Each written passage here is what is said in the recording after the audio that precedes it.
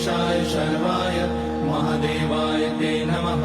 नमस्तेस्तु भगवन् विश्वेश्वराय महादेवाय त्र्यम्बकाय त्रिपुरान्तकाय त्रिकाग्निकालाय कालाग्निरुद्राय नीलकण्ठाय मृत्युञ्जयाय सर्वेश्वराय सदाशिवाय श्रीमान् महादेवाय नमः। ॐ नमः शम्भवाय च मयोभवाय च नमः शङ्कराय च मयस्कराय च नमः शिवाय च शिवतराय च। ॐ त्र्यम्बकं यजामहे सुगन्धिं पुष्टिवर्धनम् उर्वारुकमिव बन्धनान् मृत्योर्मुक्ष्यमामृतात् नागेन्द्रहाराय